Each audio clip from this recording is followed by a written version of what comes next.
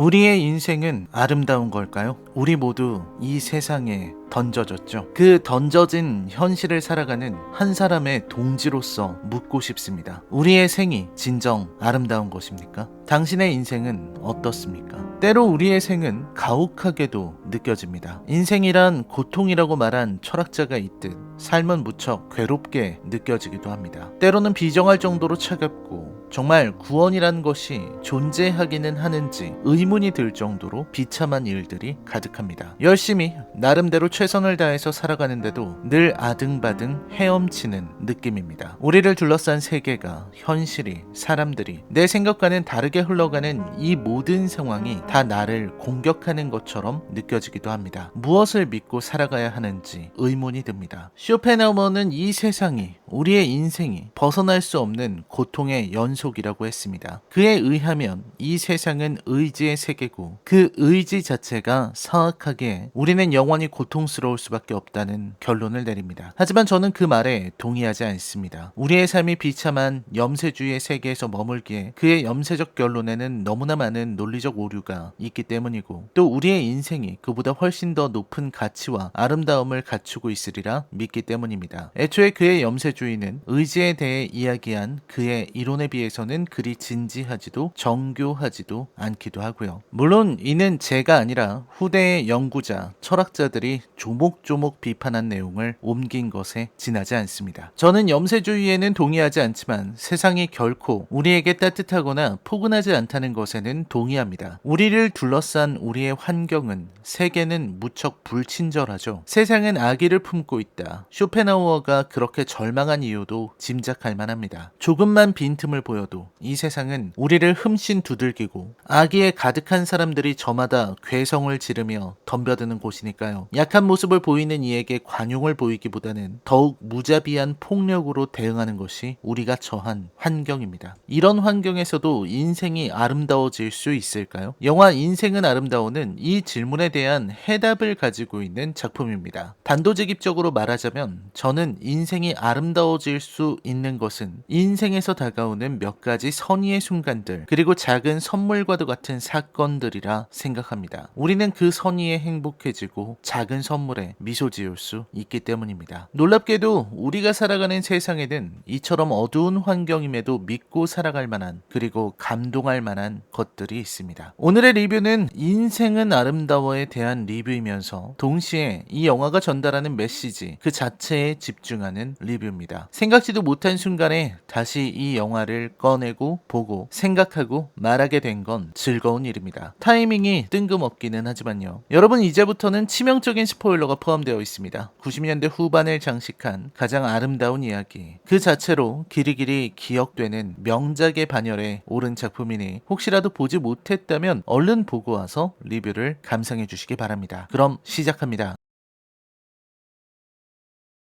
로베르토 베니니의 영화 인생은 아름다워는 명작이죠. 별다른 설명이 추가적으로 필요 없을 정도로 당대의 많은 평가를 받았고 전 세계적인 인기를 얻었습니다. 홀로코스트, 그 충격적인 사건을 다룬 영화는 많았지만 그 중에서도 인생은 아름다워의 위치는 특별했습니다. 그리고 그 안에는 이탈리아가, 시대가, 유대인이 그리고 사람이 있습니다. 사람이 있는 곳에는 늘 그렇듯 사랑이 있고요. 오래된 영화에서 보이는 특유의 질감도 당시의 영화를 잘 아는 사람들에게는 반가운 것일 겁니다. 그리고 제법 고전적으로 보이는 장면들, 그 장면들 위로 귀도의 이야기가 펼쳐집니다. 귀도가 세상 누구보다도 사랑하는 아내 도라를 만나는 장면이죠. 굳이 스토리에 대해서 언급할 필요가 없으니 이 영화를 크게 둘로 나눠서 바라보도록 합시다. 하나는 귀도와 도라의 이야기, 다른 하나는 귀도와 조슈아의 이야기입니다. 먼저 귀도와 도라의 이야기로 가볼까요? 귀도와 도라의 서사는 정형성을 보입니다. 어떻게 보면 낡은 기성품처럼 보이기도 합니다. 기성품이기 때문에 너무나 편하게 다가오지만 이 영화를 그리 좋아하지 않는 사람들에게는 아마 치명적인 약점으로 보일 겁니다. 가난하고 별로 가진 것 없는 남자가 순수한 사랑의 열정만으로 자신보다 경제적 상황 혹은 신분이 높은 여자의 마음을 얻는다는 이야기. 올바른 예인지는 모르겠지만 귀부인의 마음을 얻기 위해 갖은 노력을 다하는 귀도의 모습에서 세르만테스의 돈키호테의 한 장면이 떠오르더군요. 하지만 이 이야기가 평범하지 않게 보이는 것은 이 이야기 안에 담긴 메시지와 시대적 분위기 때문입니다. 때문입니다. 영화는 시대적 분위기를 드러내기 위해 동원할 수 있는 자극적인 방법을 충분히 알고 있으면서도 귀도라는 인물의 천진한 모습으로 그 추악한 배경을 슬쩍 가려놓고 있습니다. 카메라가 귀도의 좌충우돌 사랑의 모험을 따라가느라 정신없는 듯 보이지만 귀퉁이에는 언제나 그 불편한 진실을 드러내고 있는 겁니다. 전반부는 바로 그 시대의 분위기를 읽어내는 것만으로도 충분히 의미가 있습니다. 귀도가 학교를 찾아가서 장학사로 오해받았던 순간에 귀도가 요구받은 강연의 내용을 기억하십니까? 아리아 인종이 어째서 위대한지를 설명해 달라는 겁니다. 우리 인종의 우월함을 입증해 달라는 말과 다르지 않습니다. 거의 광신적인 사이비 종교에 가깝습니다. 사이비 종교는 믿음의 실체가 없기에 자꾸만 설명하고 증언하려고 합니다. 사회적으로 저명하거나 중요한 위치에 있는 사람을 꼬드겨서 증언하게 만들어 그 설득력과 교세를 확장하고 견고하게 만들고자 하죠. 당시의 우생학도 비슷했다고 저는 믿고 있습니다. 우생학적인 태도, 특정 인종이 다른 인종에 비해서 우월하다고 믿는 데에는 아무런 과학적 근거가 없음에도 그들은 그것을 당연한 사실이라 생각하고 믿었습니다. 그리고 지금 강단에서 우스꽝스러운 춤을 추고 자신이 완벽할 정도로 잘생긴 아리아인이며 귀의 모양이 남다르다 말하는 저 귀도는 유대인입니다. 유대인이 말하는 아리아 인종의 위대함, 웃음 속에 숨겨둔 날카로운 시대의 분위기의 정체입니다. 마찬가지로 도라의 결혼 발표가 있는 날, 도라의 테이블에서 나오는 이야기도 범상치가 않습니다. 이 중년 여성이 하는 말을 들어보면 그야말로 가관입니다. 독일의 베를린도 아니고 작은 마을의 초등학교에서 벌어진 일이라는 걸 강조하며 입을 떼는 여성. 이 여성은 독일의 어린이들이 어떤 문제를 푸는지를, 그러니까 독일의 초등학교 3학년 수준의 아이들이 얼마나 뛰어난지를 과장된 언어로 설명합니다. 독일 애들이 푸는 문제라는 게 이런 겁니다. 독일은 장애인들에게 매일 비용을 소모한다는 겁니다. 장애인들이 사회 적응을 하도록 돕는 일종의 사회복지 비용이죠. 이게 절름발이는 4.5마르크, 소아마비는 3.5마르크 같은 식으로 해서 평균이 4마르크랍니다. 독일의 장애인은 30만 명이랍니다. 이때 독일의 장애인들을 모두 죽이면, 그러니까 박멸하면 어느 정도의 비용을 줄일 수 있는가 하는 문제라는 겁니다. 이에 도라는 믿을 수가 없다고 말합니다. 이에 그 여자의 반응 역시 Stessa reazione che ho avuto io, Dora.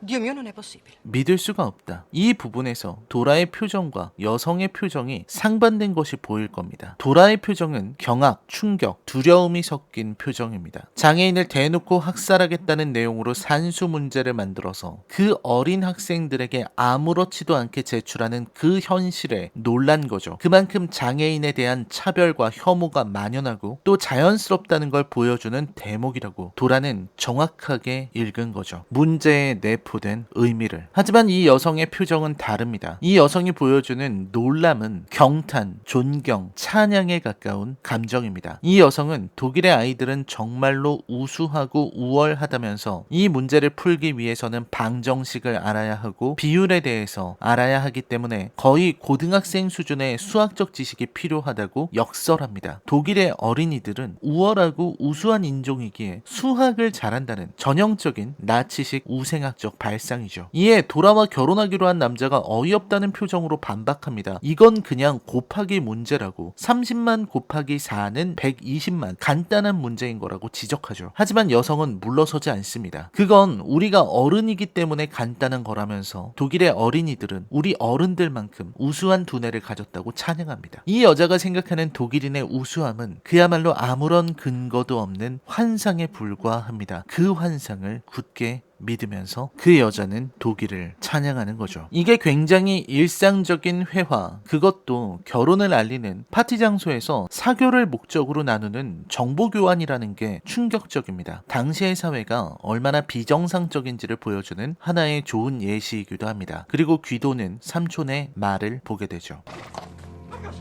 Mamma mia, che? Sì, ma che è tuo cavallo?